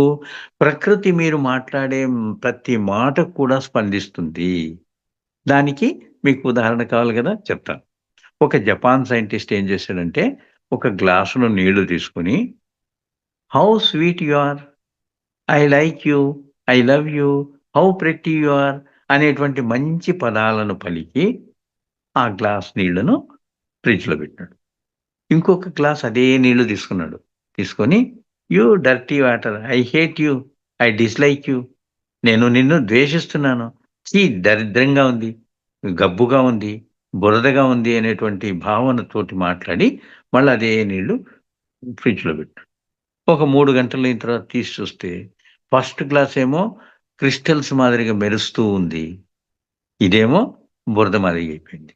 అంటే మీ యొక్క భావన రీతిగా ఆ నీళ్లు మారిపోయినాయి. అంటే ప్రకృతి మీ మాటలకు స్పందిస్తూ ఉంది. కాబట్టి మీరెప్పుడైతే మీరు పంచభూతాల స్పర్శతో, ప్రకృతి స్పర్శతో నిండిన ఈ జలము అమృతమై ఈ చిన్ని ఆత్మను, శరీరాన్ని ఆనందంగా, ఆరోగ్యంగా, ఆత్మజ్ఞానిగా చూచుకోమని ప్రార్థిస్తున్నాను అనేటువంటి భావన మీరు తెలిపినప్పుడు అది ఖచ్చితంగా అమృతమైపోతుంది. ఇంకా గంగామాత ప్రణామాలు ఒక గుటక. యమునామాత ప్రణామాలు ఒక గుటక. సరస్వతీమాత ప్రణామాలు ఒక గుటక. ఈ విధంగా మీకు తెలిసినటువంటి నదుల పేర్లన్నీ చెప్పుకుంటూ రండి. 1 లీటర్ వాటర్ ఎప్పుడో అయిపోతుంది. చాలా సింపుల్. ప్రయత్నించి చూడండి. హ్మ్. నదుల పేర్లు ఇప్పుడు గూగుల్ ఉంది గదా! మీరు ఏమడిగితే అవి చెప్తుంది. మీకు ముందు లిస్ట్ రాసుకోండి. ఒక్కసారి మీరు లిస్ట్ చూసుకుంటూ, ఆ నది పేరు చెప్పుకుంటూ వస్తే ఏమైతుంది? ఆ నది నీళ్ళన్నీ కూడా మీ కడుపులోకొచ్చినట్టే. మరి ఇంత ఈజీగా ఉన్నటప్పుడు మనం ఎందుకు చేయకూడదు? కాఫీ, టీ మానేయాలి. పరగడుపుతో పొట్ట నిండుగా ఉన్నప్పుడు తప్పు. కాఫీ, టీలు ఉండకూడదు. జీర్ణ వ్యవస్థను బలహీనపరుస్తుంది కాఫీ, టీ. ఎప్పుడు? ఏదో మనకు కాస్త టెన్షన్‌గా ఉన్నప్పుడు, లేకంటే ఏది తోచనప్పుడు, అప్పుడు కావాలంటే ఒక సిప్పు ఒక చిన్న గ్లాస్‌లో తీసుకోవచ్చనమాట. కానీ ఎవరు ఇంట్రొడ్యూస్ చేశారు? మన సాంప్రదాయంలో ఉండిందా? బ్రిటిషర్స్ మన పాలన చేస్తున్నప్పుడు, మన దేశాన్ని పాలిస్తున్నప్పుడు వాళ్ళు ఇంట్రొడ్యూస్ చేశారు. ఈ కాఫీ, టీ. లేకుంటే అంతకుముందు లేదు. మన వేదంలో లేదు. కాఫీ లేదు. టీ లేదు. ఆ! వాళ్ళు ఎందుకు వాళ్ళ యొక్క ఉష్ణ ప్రదేశాల్లో ఇది కొంచెము చురుకునిస్తుందనమాట. కాఫీ, టీ అనేటువంటిది. అయితే ఇంకా ఇక్కడ ఒకటి గమనించాలి మాస్టర్స్. వాళ్ళు ఎంత తెలివిమంతులంటే, వాళ్ళు కాఫీ, టీ తయారు చేసినటువంటిది పాలు, చక్కెర అనేటువంటివి లేకుండా డికాషన్ రూపంలో తాగేవాళ్ళు. ఈ రోజుకు మీరు గమనించండి. వాళ్ళు తాగేది black tea, black coffee, green tea ఈ విధంగా తాగేవాళ్ళు. మనమే ఈ టేస్ట్ కోసము, ఈ నోటి యొక్క టేస్ట్ కోసం, రుచి కోసము పాలు, చక్కెర కలుపుకుంటున్నాం. అక్కడే అది విష పదార్థంగా తయారైతా ఉంది. మనము కావాలంటే మన ఆరోగ్యానికి కాఫీ, టీలు డికాషన్ రూపంలో కొద్దిగా తాగొచ్చు. అది కూడా మనకేది తోచనప్పుడు, ఏదైనా టెన్షన్‌లో ఉన్నప్పుడు మనం తాగొచ్చు. అంతేకాని ప్రొద్దున్నే ఉషాపానంగా కాఫీ, టీలు తాగకూడదు. హ్మ్. సో, ఉషాపానం ఏ విధంగా ఉండాలి? వేడి నీటితో, గోరువెచ్చని నీటితో కనీసము ఒక అర లీటర్ నుంచి ఒక లీటర్ వరకు మీకెంత వీలైతే అంత తాగొచ్చు. దీన్ని ఇంకా మంచి అమృతంగా మార్చుకోవాలనుకుంటే ఒక అర్ధ చెక్కనో, ఒక పుల్ నిమ్మకాయనో పిండుకుంటే ఆల్కలైన్ వాటర్ తయారైతుంది. Alkaline water. అంటే మన యొక్క శరీరము అసిడిక్ బాడీ. అసిడిక్ బాడీనికి అసిడిక్ నీళ్ళు మనకు మంచిది కాదు. అసిడిక్ నీళ్ళేవి? ఈ కోకా కోలా, కాఫీ, టీ ఇవన్నీ కూడా అసిడిక్ అనమాట. అసిడిక్ మళ్ళీ అసిడిక్ తయారు చేస్తే తప్పవుతుంది. కాబట్టి దాన్ని మార్చుకోవాలనుకుంటే ఒక నిమ్మకాయ. దానిలో కలుపుకుంటే ఏమైతుంది? ఆల్కలైన్ వాటర్ అయితుంది. మంచి అమృతం మాదిరిగా తయారైతుంది. సో, ఈ భావనలతోటి ఈ ఆల్కలైన్ వాటర్ మనం ఎప్పుడు తీసుకుంటామో, మన యొక్క ఆరోగ్యం ఆటోమేటిక్‌గా కుదురుతుంది. మాస్టర్స్ అయిందా? ఇ ఎలా తాగాలి? కింద కూర్చొని తాగాలి. అది గమనించుకోండి. ఏదో తీసుకున్నాము, స్టవ్ దగ్గర వేడి చేసినాము, తాగేసినాము గబగబా. నో. ఈ శరీరాన్ని మనం ఏ విధంగా భావిస్తున్నాము? దేవాలయంగా భావిస్తున్నాము. ఎవరు చెప్పారు? మన పాత ఋషులైనటువంటి వారు. అందులోనూ ఆది శంకరాచార్యులు. ప్రతి ఒక్కరికి తెలిసిన వాళ్ళే. జీవుడే దేవుడు, దేహమే దేవాలయము అన్నారు. ఈ దేహాన్ని దేవాలయంగా మీరు భావించినప్పుడు, ఆ దేవాలయాన్ని ఏ విధంగా చూసుకోవాలి? ఆ! ఆ విధంగా చూస్తున్నామా? కసుతొట్టి మాదిరిగా చూస్తున్నాము. సో, ఆ భావన వదిలేసి, ఈ దేవాలయానికి మనం నీళ్ళిస్తున్నాము. ఏ విధంగా భావన ఉండాలి? మంచి భావన ఉండాలి.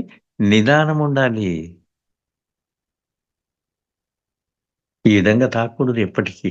నీరు తాగే విధానంలోనే, నీరు తాగేటువంటి క్వాంటిటీలో, కొలతలో, నీరు ఎటువంటి నీళ్లు తాగుతున్నామో, సో, దాన్ని బట్టి నీ యొక్క ఆరోగ్యం డిపెండ్ అయి ఉంటుంది. మీరు ఈ గోరువెచ్చని నీటిని అలవాటు చేసుకొని, కింద కూర్చొని లేకుంటే కుర్చీ మీద కూర్చొని నీళ్లు తాగేది అలవాటు చేసుకోండి. 6 నెలల్లో మీ ఆరోగ్య సమస్యలు 50% తగ్గిపోతాయి. మళ్ళీ అదేమి వేరే ఇంకేదో కొనేదేం లేదు. మనకు దొరికేటువంటి నీళ్లతోనే. అయితే మాస్టర్స్, ఎప్పుడు కూడా నీళ్ళు కోల్డ్ వాటర్, చల్లటి నీళ్ళు, ఫ్రిడ్జ్ వాటర్, ముఖ్యంగా ఫ్రిడ్జ్ వాటర్ ఎప్పుడు తాగకూడదు. ఇది ఎప్పుడైనా గమనించినారా? మన శరీరం లోపల వేడి ఉందనేది. వేడి లేకుంటే మనం చల్లగా ఉన్నారనుకో, అయ్యో! వాడిలో ప్రాణం లేదు అని అంటాం. డెడ్ బాడీ అని అంటాం. వేడి ఉన్నప్పుడే మన శరీరము జీవంతంగా ఉంది. అవునా? మరి ఆ వేడి ఉన్నటువంటి ఈ శరీరానికి చల్లటి నీళ్లు చేస్తే ఏమైతుంది? చల్లటి నీళ్లు తాగినప్పుడు మన యొక్క శరీరము దాన్ని ఉష్ణోగ్రత ఎలా ఉందో, ఆ ఉష్ణోగ్రతకు తను కష్టపడి పని చేసుకుంటుంది. ఆ కష్టాన్ని ఇవ్వాల్సిన అవసరం ఉందా? ఈ మైండ్‌కు చల్లటి నీళ్లు తాగితే ఏదో ఉపశమనం కలిగినట్టుగా భావిస్తాం కదా! వద్దు. మైండ్‌కి ఉపశమనం కాదు. శరీరానికి ఉపశమనం ఇవ్వాలనంటే దానికి పని తగ్గించాలి. దానికి పని తగ్గించడం అనంటే జస్ట్ గోరువెచ్చటి నీళ్లు తీసుకుంటే దానికి ఆ పని తప్పిపోతుంది కదా! చల్లటి నీళ్లను వేడిగా మార్చుకునేది. అవునా? కాబట్టి గోరువెచ్చటి నీళ్లను తాగాలి ఎప్పటికీ. ఫ్రిడ్జ్ నీళ్లు ఎప్పటికీ తాగకూడదు. మీరు వాటర్ గురించే కావాలనుకుంటే, ఇప్పుడు గూగుల్‌లో మీకు ప్రతి ఒక్క దగ్గర, ప్రతి చోట, ప్రతి గురువు గారు, ప్రతి ఏ మఠాధీశులైనా, ఎవరైనా గూడా మీకు చెప్తారు. చల్లటి నీళ్ళు తాగకూడదు అనేసి. హ్మ్. అది గమనించుకోండి. సో, అక్కడనే మన ఆరోగ్యం ఆటోమేటిక్‌గా సెట్ అవుతూ వస్తుంది. ఎప్పుడైతే మనము పళ్ళ పొడి మానేసి, పేస్ట్ మానేసి పళ్ళ పొడి తిక్కటము, నీళ్ళు మనము బ్రష్ చేయకముందే తాగటము. సో, ఈ అలవాట్లు నువ్వు కొంచెం నేర్చుకొని, స్నానం చేసిన తర్వాత స్నానం చేసిన తర్వాత పూజ ఉంటే పూజ చేసుకోండి. ధ్యానం ఉంటే ధ్యానం చేయండి. పూజ ఎంతసేపు చేయాలి? శ్లోకాలు ఎంతసేపు పఠనం చేయాలి? ధ్యానం ఎంతసేపు చేయాలి? ఇవన్నీ కూడా మీ మైండే మీకు చెప్తుంది. ఏ విధంగా పూజలు మానేయాలనా? శ్లోకాలు మానేయాలనా? జపం మానేయాలనా? ఏది మానొద్దు. అన్నీ చెయ్యి. అయితే దేనికెంత సమయము అనేటువంటిది నీ మైండ్ ప్రకారంగా నడుచుకో. ఒక గంట పూజ చేశావు. మనకి ఎలా ఉంది బాడీ? ఒక గంట శ్లోకాలు చెప్పుకున్నావు. ఎలా ఉంది? ఒక గంట జపం జేసినాము. ఎలా ఉంది? ఒక గంట ధ్యానం చేసినాము. ఎలా ఉంది? మీ అంతకు మీకే తెలుస్తుంది. దేనికి ఎంత సమయం ఇవ్వాలో మీ మైండే చెప్తుంది మాస్టర్స్. సో, ఆ విధంగా మీరు ఫాలో కావాలి. కానీ ఏది అవాయిడ్ చేయకూడదు. ఏది తప్పు అనకూడదు. మన గురువుగారు ఏ రోజు చెప్పలేదు. పూజ చేయకండి, శ్లోకం పఠించకండి అనేసి. వివరణ ఇచ్చాడు. ఏమని? కోటి పూజా సమం స్తోత్రం, కోటి స్తోత్రం సమం జపః, కోటి జపః సహ కోటి జపం సమం యజ్ఞ, కోటి యజ్ఞం సమం ధ్యానం అనేసి చెప్పినారు. సమం అని చెప్పినాడు కానీ, వద్దు అని చెప్పలేదు. సో, మనము ఏదైనా కూడా సంఘపరంగా కూడా ఆలోచన చేయాలి. మీ శరీర పరంగా కూడా ఆలోచన చేయాలి. గురువు మాటల పరంగా కూడా ఆలోచన చేయాలి. ఆ విధంగా ఉండాలి కానీ, ఏదో ఊరికే మూర్ఖంగా వాళ్ళు చెప్పినారు, వీళ్ళు చెప్పినారు అనేది కాదు. వాళ్ళు తప్పు, వీళ్ళు తప్పు అనేది కాదు. ఎవరు తప్పు కాదు. అందరూ కరెక్టే. అయితే వాళ్ళకు తగిన రీతిలో వాళ్ళు చేసుకోవాలి. Okay master. సో, ఈ విధంగా మనము ఈరోజు జస్ట్ కొన్ని విషయాలు తెలుసుకున్నాము. ఇంకొక క్లాస్‌లో ఇంకా కొన్ని విషయాలు అంటే మనము ఆరోగ్యాన్ని ఎలా పోగొట్టుకుంటున్నాము అనేటువంటి విషయానికొస్తే, ఎటువంటి పదార్థాలు వాడుతున్నాము, ఎప్పుడు తింటున్నాము, ఎంత తింటున్నాము అనేటువంటిది జస్ట్ మనము జ్ఞానంతో మనం బిహేవ్ చేస్తే మన ఆరోగ్యం సక్రమంగా ఉంటుంది. సమగ్ర జీవన శైలిలో భాగంగా నాకు తెలిసినటువంటి ఈ విషయాలు ఈరోజు చెప్పాను. మీకింకా ఏదైనా ఆహ్, సందేహాలుంటే, డౌట్స్ ఉంటే మీరడగొచ్చు. నాకు తెలిసిన విషయాలు నేను చెప్తాను. Okay master?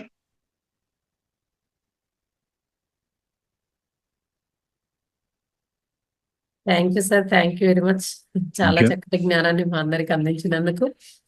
వాటర్ ఎలా తీసుకోవాలి? ఏంటి? చల్లటి వాటర్ తీసుకుంటే ఏంటి?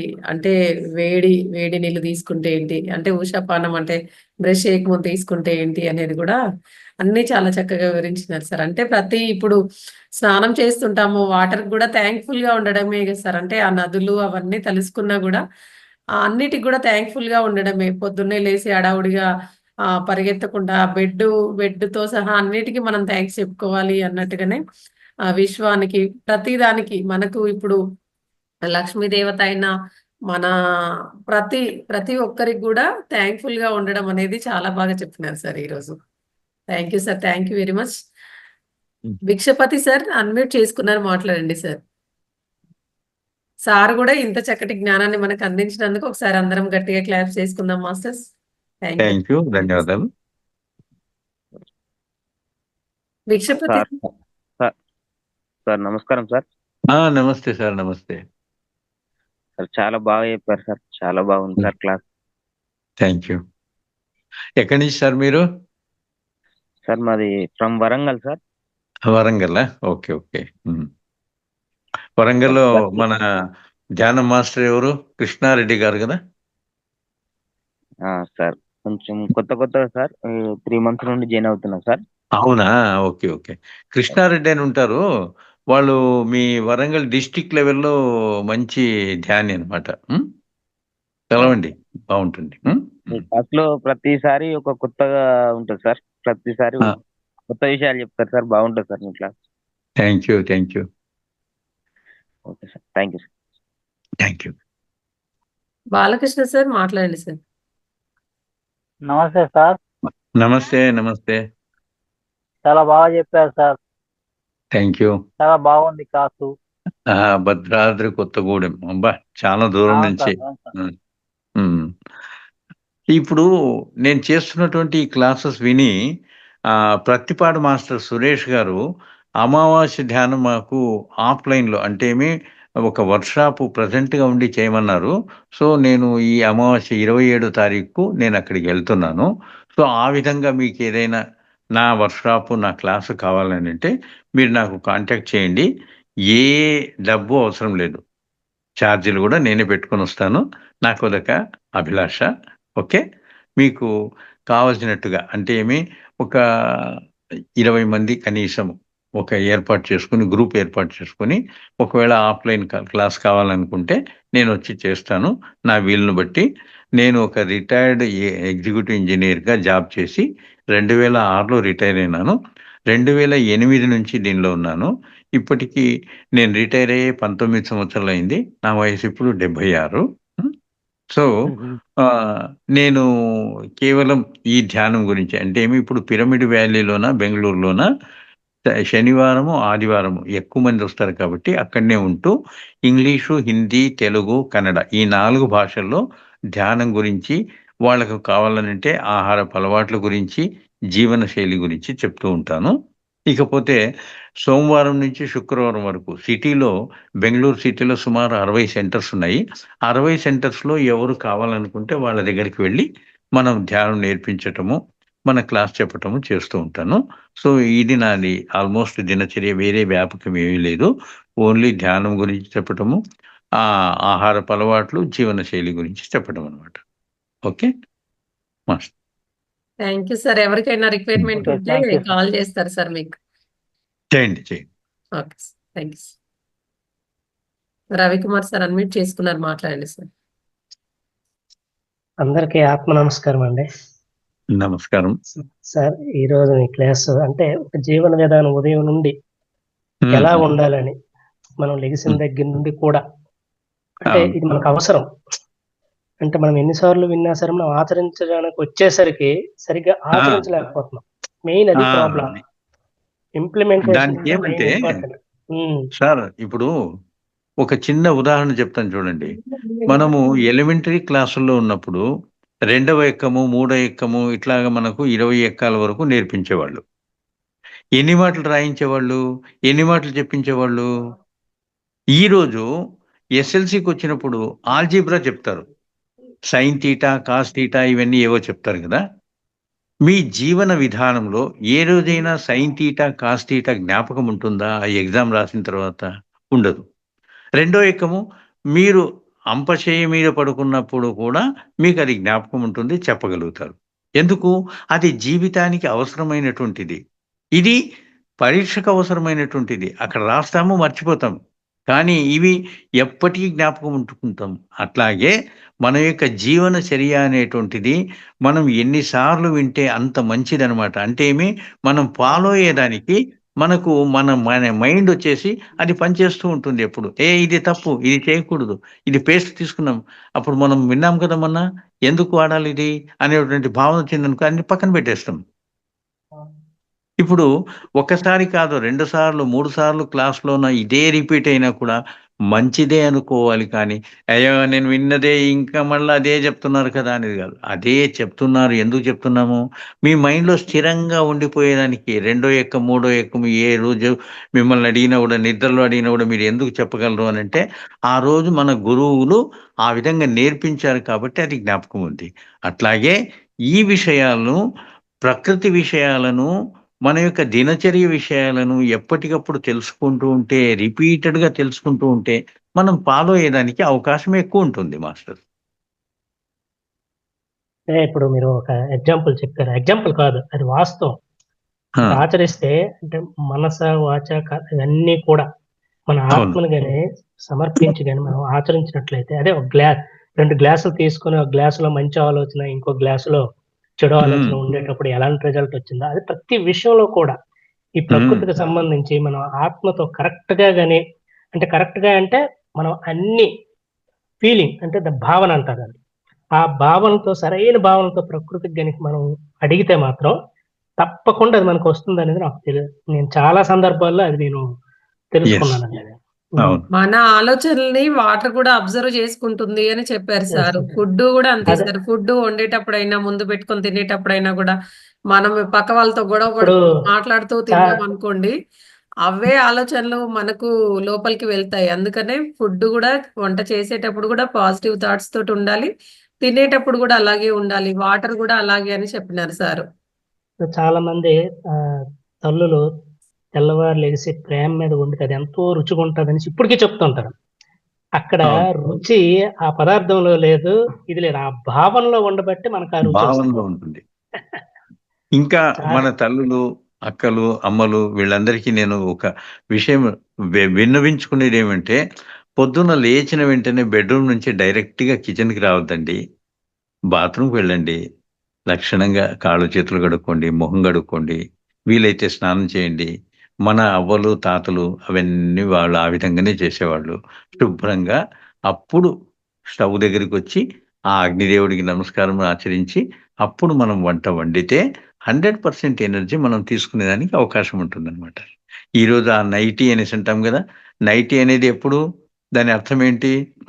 అది రాత్రికి మాత్రమే. కాబట్టి అది వదిలేసి వేరే చీర కట్టుకొని, వేరే డ్రెస్ వేసుకొని ఎప్పుడైతే మనం వస్తామో, అక్కడ ఒక పాజిటివ్‌నెస్ అక్కడ క్రియేట్ అవుతుందనమాట. సో, అది ఆచరిస్తే ఇంకా మంచిది మాస్టర్స్. అదే. మీరు చెప్పిన విధంగా కొన్ని చెప్పారు. తెల్లవారు లెగిసి కరాగ్రే వస్తే లక్ష్మి, కరమధ్య సరస్వతి, కరమూలే స్థితౌ గౌరి. ఇలాంటివేంటంటే అలాగే గంగే చ యమునే చ, భూదేవికి నమస్కారం. హ్మ్. ఇవన్నీ ఏంటంటే మన అలవాట్లలో అవి ఆహ్, జీర్ణమైపోవాలది. అంటే జీర్ణమైపోతుంది. మనకి తెలియకుండానే మనం ఆ పని చేసేస్తుండాలి. అలా మనం అలవాటు చేసేస్తుండాలి. చేసుకుంటే హ్మ్. అవి చాలా ఉపయోగపడతాయి. మన బాడీకి అవును. ఉపయోగపడుతుంది. నిజమే మనము విశ్రాంతి ఎవరైనా ఉపయోగపడుతుంది. మన చుట్టుపక్కల ఉన్న వాళ్ళకు ఉపయోగపడుతుంది. మనకి ఎవరైనా మంచి దాహంలో ఇన్ని నీళ్ళిస్తే మనం ఎంత థాంక్స్ చెప్పుకుంటాం. ఆ! అలాంటిది మనకి జీవితాంతం కూడా ఆ విశ్వం మనకు నీరిస్తుంది. అవును. జీవితాంతం మనకు సూర్యుడు మనకి ఆ కాంతి ఇస్తున్నాడు. ఆ ఎనర్జీ అవును. ఇస్తున్నాడు. అవును. అలాంటి ఆక్సిజన్ లేనప్పుడు కొనుక్కునేటప్పుడు ఆ ఆక్సిజన్ విలువ తెలుస్తుంది. అలాంటిది వాటికి ఎంత కృతజ్ఞత చెప్పుకున్నా తక్కువే మాస్టర్. నిజంగా తక్కువే. ఇలాంటి విషయాలు మాకు మళ్ళీ స్పృశించారు. హ్మ్. తెలుసుకోండి అనేది. చాలా చాలా ఆత్మనమస్కారం. థాంక్ యూ అండి. ఇలాంటివన్నీ చెప్తూ ఉండాలి, వింటూ ఉండాలి. వింటూ థాంక్ యూ. వింటూ ఆచరణలోకి తెచ్చుకోవాలి. హ్మ్. థాంక్ కొన్ని యూ. విషయాలు నేను రిపీటెడ్ క్లాస్‌లోన చెప్తూ ఉన్నా కూడా దయచేసి వినండి. ఎందుకంటే అది మైండ్‌లో స్థిరీకరించుకుపోవాలి. హ్మ్. ఈరోజు విన్నాము, కొత్త సబ్జెక్ట్ వచ్చింది. ఇంకో మాస్టర్ వచ్చినాడు, ఇంకోటి చెప్పినాడు. ఇవి తుడిచిపెట్టుకుపోతాయన్నమాట. అట్లా కాకుండా ఆహ్, మనకు ఎప్పటికీ ఇది అవసరము అనేటువంటి భావనతో మనం వింటే దాన్ని ఆచరిస్తామనమాట. ఆచరిస్తే దానిలో ఉన్నటువంటి రిజల్ట్ మనకొస్తుంది. Okay master. అంటే రోజు భోజనం చేసేటట్టు రోజు వింటుండాలి మాస్టర్. ఆ! అది. థాంక్ యూ అండి. అందరికీ భోజనం చే థాంక్ యూ. భోజనం చేసే ముందు కూడా అంతే. మనకి తెలిస్తే అన్నపూర్ణే సదాపూర్ణే అనేటువంటి శ్లోకం చెప్తాం. ఒకవేళ కొంతమందికి తెలీదనుకోండి, మన భావన పంచభూతాల స్పర్శతో, ప్రకృతి స్పర్శతో నిండిన ఈ ఆహారము అమృత ఆహారమై ఈ చిన్ని ఆత్మకు, శరీరానికి ఆనందాన్ని, ఆరోగ్యాన్ని, ఆత్మజ్ఞానాన్ని అందించమని ప్రార్థిస్తున్నాను. అయిపోయింది. ఇక నీకిచ్చినటువంటి ఆహారం ఎవరిపైన రుణముంది? ఈ ఆహారాన్ని పండించి ఇచ్చిన రైతుకు, దేశాన్ని కాపాడుతున్న సిపాయికి, జ్ఞానాన్నిచ్చినటువంటి గురుదేవులకు, ఈ ఆహారాన్ని వండి ఇచ్చినటువంటి అమ్మకు నా హృదయపూర్వక ప్రణామాలు చెప్తున్నాను. అప్పుడు అందరి రుణం తీరినట్టవుతుంది. లేకుంటే ప్రతి సార్ ఒక్కరి అయితే మీద రుణం ఉంటుంది. నేను అమ్మా! ఇలాగే చెప్పుకొని అంటే ఇలాగే చెప్పుకొని తింటూ ఉండేది సార్. అయితే ఒకసారి ఏం జరిగిందంటే ఆ! చేస్తూ చేస్తూ ఉన్నా ఇలాగే హడావుడి ఉంటుంది గదా! ఫాస్ట్‌గా తినేసిన. ఆ రోజు ఆ! దండంలో పత్రి సార్ కనిపించినారు. ఆ! ఆయన ఫాస్ట్‌గా తింటున్నాడు. అందరికి వడ్డించక ముందుకే ఎవరు స్టార్ట్ చేయక ముందుకే తింటున్నాడు. అయితే నేను ధ్యానంలోనే అంటున్నాను. ఎందుకు ఇంత ఫాస్ట్‌గా తింటున్నారు? ఆగొచ్చు గదా! అందరం ఒకేసారి తింటాం గదా! అని అన్నాను. అయితే ఆ! ఇక్కడ ఆయన నాకిచ్చిన సందేశం సార్. నేను సార్‌కిచ్చింది కాదు. ఆ! అలా వచ్చింది సార్ ధ్యానంలో ఇంకా. ఆ! ఫాస్ట్‌గా తినడం వల్ల అలా చెప్పినారు. ఇలా తినొద్దు అనేది నాకే చెప్పినారు సారు. అంటే కొన్ని సార్లు ఏమైతుందంటే మన హడావుడిలో ఉన్నప్పుడు అవును. కొన్ని వదిలేస్తుంటాం గదా సార్! అవి అవునవును. మనకి మాస్టర్స్ వెంటనే చూపిస్తారు గూడా. ఇలా చేసినావు అవును. నువ్వు అని. హ్మ్. హ్మ్. అదే మీరు చెప్తుంటే గుర్తొచ్చిండే సార్ ఇప్పుడు.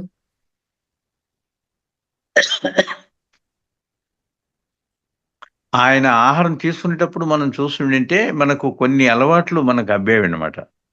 తర్వాత విషయాలు మాట్లాడేటప్పుడు కూడా మనకి పొరపాటులో ఏదైనా మనకు మైక్ ఇచ్చాడనుకోండి, ఆ సబ్జెక్ట్ వదిలేసి వేరే సబ్జెక్ట్ ఏదైనా కొంచెం మన నోటి నుంచి వచ్చిందనంటే మైక్ లాక్కునేవాళ్ళు. అంటే ఆ వ్యక్తి ఎవరైనా కానీ అక్కడున్నటువంటి మంచి లీడర్ అయినా కూడా వెనకాడేవాడు కాదు. మైక్ తీసేసుకునేవాళ్ళు. అంటే ఏమి, ఆ స్టేజ్ పైన ఏం మాట్లాడాలో అదే మాట్లాడాలి. ఎంత మాట్లాడాలో అంతే మాట్లాడాలి. 2 నిమిషాలు సమయం అంటే 2 నిమిషాలే తీసుకోవాలి గానీ, 20 నిమిషాలు తీసుకునేదానికి అవకాశం ఇవ్వడనమాట ఆయన.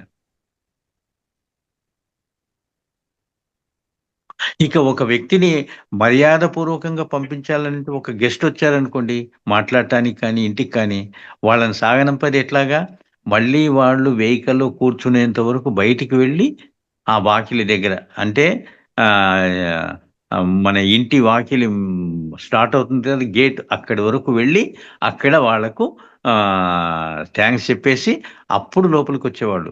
ఒకవేళ ఆయన వెళ్ళేదానికి వీలు లేదనుకోండి, ఒక ఏదో సభలో ఉన్నారనుకోండి, ఎవరినైనా దగ్గరలో ఉన్నటువంటి వ్యక్తిని పిలిచి, మనకు కావాల్సినటువంటి వ్యక్తిని, ఇతన్ని అక్కడ వదిలేసిరా అని చెప్పేవాళ్ళనమాట. ఇవన్నీ మనం గమనించారా చూడండి? ఇదే అనమాట. ఇది సంస్కారాలు. కాకపోతే ఏంటంటే సార్, జూమ్‌లో ఉన్నవాళ్ళం మేము. అప్పుడు ఆ భాగ్యం కలగలేదు. ఆ! ఇప్పుడు ఎలాగో మనం ధ్యానంలో అంటే ప్రతీదీ మనకు గైడ్ చేస్తూ ఉన్నారు గదా! ఇంకా ఆ! కలవలేకపోయిన దానిలో గూడా ఏం ఫీల్ అవ్వాల్సిన అవసరం ఏమీ లేదు. అవునవును. ఇంద్రియాలతో చూడలేదు అంతే. ఇప్పుడు ఆ! అంతే. అంతే. ఆత్మతో చూస్తున్నాం. ఆ! అంతే సార్. లక్ష్మీపతి సార్ సార్ మాట్లాడండి సార్. సార్ నమస్తే సార్. నమస్తేనండి. నమస్తే. సార్ చాలా చక్కగా చెప్పారు సార్. ఆల్రెడీ నేను విన్నాను చాలా సార్లు మీరు చెప్పినట్లు. ఎప్పుడు ఆ! వచ్చినా చాలా బాగుంటుంది సార్ మీ స్పీచ్. చాలా ఎక్సలెంట్ గా ఉంది సార్. అందరికీ బాగా ఉపయోగపడేది. బాగా అర్థమయ్యేట్టుగా చెప్తున్నారు sir. Thank you sir. Thank you. అసలు థాంక్ యూ. మనకు ఏది కానీ డౌట్ లేకుండా అంత క్లియర్ గా బాగా చెప్తున్నారు సార్. Thank you sir. హ్మ్. ప్రతి చిన్న పిల్లల కాడ నుంచి పెద్దవాళ్ళ వరకు అందరికీ అర్థమయ్యేట్టుగా చాలా బాగుంటుంది sir me speech. Thank you sir. Thank you very much. Thank you sir.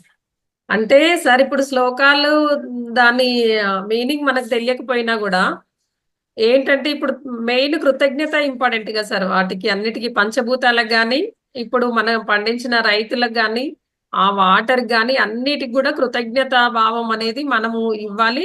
అది ఇవ్వాలి. తీసుకోవడం వల్ల గూడా మనం ఎంతో ఆనందంగా, ఆరోగ్యంగా, తృప్తిగా ఉంటాం అనే భావన గూడా మనం అక్కడ అంటే చెప్పుకోవాలి. అవును మేడం. మన చాలా బాగుంది. మనం ఆ భావన జనరల్‌గా చేస్తేనే నిజంగా మనకు కూడా లోపల హీలింగ్ అనేది జరుగుతుంది కదా సార్. ఒకవేళ జరుగుతుంది. ఏమైనా అనారోగ్యం ఉన్నా. మనము జనరల్‌గా ఎక్కడనో ఉన్నటువంటి గుడికి వెళ్ళి, ఆ దేవుడికి క్యూలో నిలబడి ఏదేదో చేస్తాం కదా! దానికంటే ముఖ్యంగా మీ జీవనానికి ప్రతిరోజు సహకరించేటువంటి ఈ పంచభూతాలకు మనం ఏ రోజైనా కృతజ్ఞతా భావంతో కానీ, నమస్కారాలు గాని, ప్రణామాలు గాని చేసుకుంటున్నామా అనేసి ఒక ఆలోచన చేయండి. ఇప్పుడు భూమాత. మీరు కింద కాళ్ళు పెడుతున్నారు. అప్పుడే మీరు నమస్కారం చేసుకుంటే ఏమైపోయింది? భూమాతకు నమస్కరించినట్టు అయిపోయింది. ఎప్పుడైతే మీరు నీళ్లు తాగేటప్పుడు స్మరించినారనుకోండి, గంగమ్మ తల్లికి చెప్పినట్టయిపోతుంది. అగ్నిదేవుడికి అంటే స్టవ్ వెలిగించేటప్పుడు గానీ, దీపం వెలిగించేటప్పుడు గానీ మీరు నమస్కారం చెప్పడం వల్ల అగ్నిదేవుడికి నమస్కారం చెప్పినట్టు. ఎప్పుడైతే మీరు ధ్యానంలో ఉన్నారో, మీరు వాయుదేవుడికి నమస్కారం చేసినట్టు అవుతుంది. ఇక మీ యొక్క మంచి భావనలు ఆకాశతత్వానికి సంకేతమవుతాయన్నమాట. సో, ఈ విధంగా పంచభూతాలను, సూర్యుడిని, చెట్లను మనం ఎప్పుడైతే అనుసరిస్తామో, ఫాలో అయితామో, వాటికి కృతజ్ఞతలు చెప్పుకుంటామో, ఆరోగ్యం ఆటోమేటిక్‌గా కుదిరిపోతుంది. మీరు పొద్దున లేచిన వెంటనే మీ ఇంటి దగ్గర ఉన్నటువంటి ఏదైనా చెట్లను జస్ట్ ప్రేమతో తాకండి. హలో అనేసి చెప్పండి. ఒక 15 రోజులయిన తర్వాత అక్కడ గాలి లేకపోయినా గూడా మీరొస్తూనే వెల్కమ్ చెప్పినట్టుగా ఆ రెమ్మలన్నీ ఊగుతాయన్నమాట. సో, ఇది మీరు ప్రాక్టికల్‌గా గమనించవచ్చు. మనము పంచభూతాలకు, సూర్యుడికి, చెట్లకు మనం ఎప్పుడైతే ధన్యవాదాలు చెప్పుకుంటామో, సమస్త ప్రకృతికి మీరు సమాధానం చెప్పుకున్నట్టు అవుతుందన్నమాట. హ్మ్.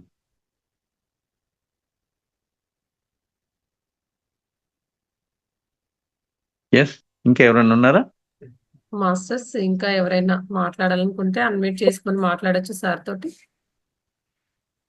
ఏదైనా సందేహాలు, డౌట్స్ ఉంటే అడగండి. క్లారిఫై అవుతాయి. ఎందుకంటే కాకపోతే ఏంటంటే సార్ సందేహం అంటే అందరికీ ఉండొచ్చు అని నాకు ఒక ఆలోచన ఉంది సార్. ఏంటంటే ఉషాపానం వల్ల ఏంటంటే మనకు బ్రష్ చేసుకొనే తినాలి, తాగాలని ఒక ఆలోచన ఉండడం వల్ల ఆ!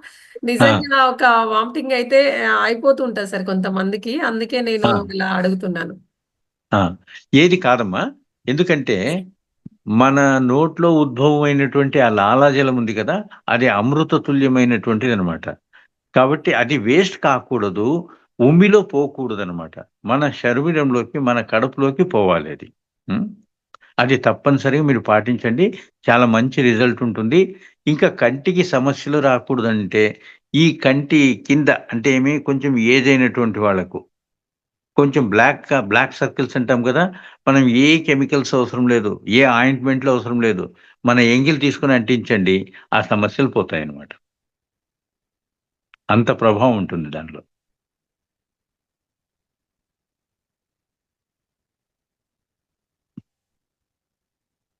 Thank you sir. Thank you very much. Thank you. చాలా అంటే మా అందరికి వినడమే కాదు, అబ్జర్వ్ చేసుకొని దాన్ని ఇంప్లిమెంట్ కూడా చెయ్యాలి.